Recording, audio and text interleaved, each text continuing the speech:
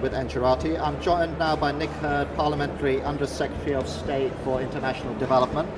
And Nick, firstly, welcome. Thanks for taking the time out. I know you've had a busy schedule. You've opened the conference and various other things. And one of the things that we wanted to talk about here is, UK's Energy Africa campaign.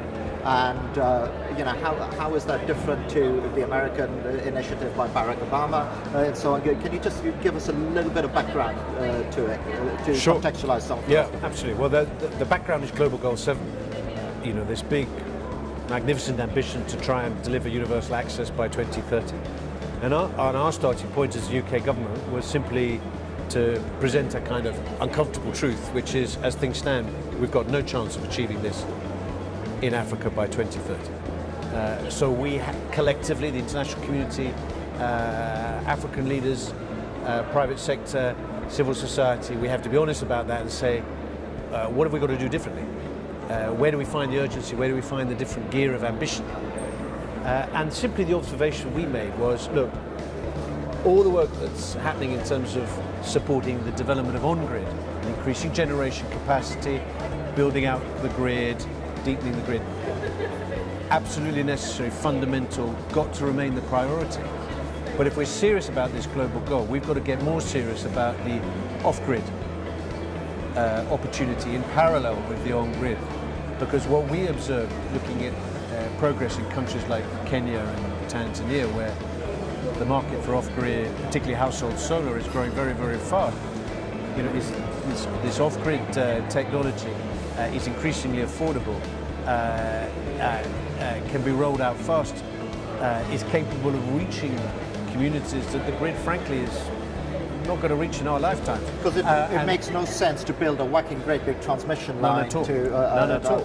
But it makes increasing sense for private sector operators to take, transformational off-grid household solar systems into some of the remotest parts of Africa. And I've seen this for myself in Ethiopia. So we said, look, in addition to everything we're doing to support the on-grid work, could we not try and get some ambition and convene people to get behind this off-grid piece? And that's the genesis of the Energy Africa campaign, which is very focused on trying to accelerate a market for off-grid household solar system. And I stress market, because that's what this is. It isn't a big government subsidy program, it isn't an aid program. It's about saying, what can we all do together to make it easier for these entrepreneurs to take these products and services to the people that we're trying to help. And that's where the sustainability element comes in, because if you have a sustainable market, because just recently, I don't know whether it's as part of your work, but Sierra Leone have lifted the tariffs for imports around this technology and things like that. Literally before coming here, I've been speaking to Henry Macaulay, who's the Sierra Leone Energy Minister, to discuss exactly that. So this campaign is about trying to provide some very practical assistance to governments and to entrepreneurs to try and unblock barriers, whether they be tariffs or duties, or, as I talked to the Ethiopian minister, holds up of product at ports because of the desire to check standards. Lots of practical barriers that we're trying to dismantle. Lots of practical support we want to give to governments and entrepreneurs to make it easier for them to grow this market. So it's very pragmatic, it's very practical, it's about trying to get results on the ground. So can we drill down into that practicality? Sure. Because it's one of the things that is often levied on campaigns like this, and I quite like the idea that this is not trying to window dress something, is coming in as this is a sustainable exercise that we're trying to do. We're trying to create a win-win. We're trying to create an inbound flux of relevant technology from us into your country that you can then use. But can you just bring to life some of these barriers that need to be broken down? Sure. So we did a lot of work on looking at country by country, and although each country is different, the common themes are pretty clear. So there are some barriers that government can do things about. So there are import duties and tariffs which could be reconsidered. There's the issue around the regulation of standards, really important. That's done in a proportionate way, but in an effective way, because nothing will undermine this more than frankly markets being flooded with rubbish. Yes.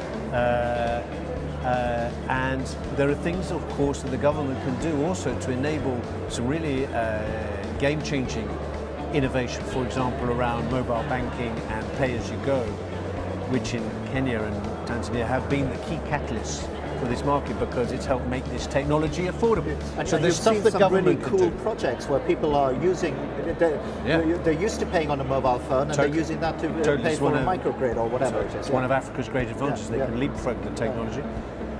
So there's lots of stuff that we can do in terms of providing technical assistance to governments to pull the levers that they can pull, and this can be very, very powerful. Now, for the entrepreneurs, it's a different set of challenges, and where they cluster is around getting access to finance, the appropriate, affordable finance for wherever they are on the stage of their journey. Now, at the Department for International Development, we've got some very good experience in this. We're very proud to have been part of the process of setting up and supporting M-Pesa at the start, M-Copa at the start. So startup finance, but also trying to fill the gaps where companies are saying we really find it really hard to find, for example, affordable working capital to fund inventory or to fund the consumer finance piece. So we're working with our partners saying, look, can we work together to deliver a package in each country that entrepreneurs can access to help them grow and help them do more. Again, so the whole emphasis on really pragmatic support based on good analysis of need. And what about that other piece around skills? Because if we're going into this sort of distributed energy world and we're saying, okay, and I agree, I mean, we're looking at the price points of solar, PV, just literally falling. Yeah. There's a whole different Moore's law to describe that sort of thing.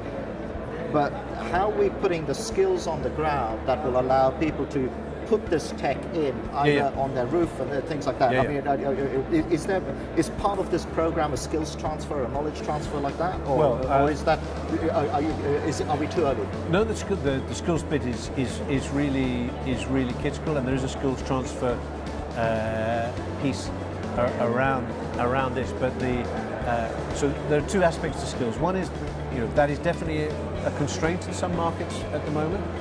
But part of the technical assistance we're offering to both governments and to companies will, I think, help to address that in terms of the training and everything that's required. The other piece to this, Andy, is this campaign, as it grows, and it seems to have struck a real chord with people, is capable of generating quite a lot of jobs. And jobs is really important as far as Africa is concerned. We, as is well known, this is a fast-growing concept with lots of young people coming onto the jobs market. Which critical we find jobs for them. Critical we find productive work opportunities for them. There are going to be jobs. There are going to be jobs in this space. So that's one of the, if you like, the dividends of this campaign that I'm particularly, especially as what I've observed in Mozambique and in Sierra Leone and others, is that the great evangelists for this, the people out there in communities who are really playing a very valuable role in kind of selling the idea of solar and household solar, are women. So this has also great potential in terms of economic empowerment of women, which for my department at DFID, Department for International Development, is something that's very dear to our hearts. So there are lots of dividends that come from this, as well as the opportunity to accelerate progress to achieve Global Goal 7. And it's one of those huge things about this whole distributed thing, that you need people on the ground. It's not one central power plant with 5 engineers in a SCADA room running it. Everybody needs to, and that then proliferates to grow. So I'm conscious of time. I'm conscious of your time. You've got to move on to other things. You're busy. Final question. You're here at AEF, Africa Energy Forum. You may have already had some conversations. But what are some of the things that you're looking to get out of this event? I mean, the campaign has had fantastic progress. Tail end of last year, 7 countries, now 11. Can you give us a couple of nuggets that we're trying to get out of this? Well, for the British government, Energy Africa is not the whole story. We're very active in the on-grid space. British government, British investors, British companies. That's absolutely critical to achieving Global Goal 7. But the thing we're bringing really is the message. Look, let's be honest, saying we're not moving fast enough, and this off-grid piece really matters. And we want the Energy Africa campaign to be a catalyst to bring people together. Say yes, let's work together to really push on this and make sure that it's part of the mix of policy making in each country, part of the portfolio in each country. And what I'm told from my conversation here is that's the big change from last year. Is there more and more people here talking about the off-grid? Well, to be quite honest, that's true. I've been covering this event for 3 years. I mentioned distributed energy 2 years ago. Everybody was laughing. It's like, it's not going to happen. Started coming in last year, and now it's like a sea change. Yeah. Well, if we played a part in that, I'm happy. But we're really just at the start here. It requires people to come together. But I'm very happy about the buzz that we've got around this. As you said, 11 countries have already signed up partnerships agreement. These aren't fluffy. This isn't fluffy stuff, because this leads to the next stage, which is really granular agreement on who does what. We're getting people like our friends at Power Africa coming in and being partners in this process, because I think there's just people are recognising that without a really ambitious off-grid piece, it's not going to work. Global Goal Silver not going to happen. It's not going to work. On that note, let's leave it. Thank you very much. Thank you for taking the time. And thank you as well for watching.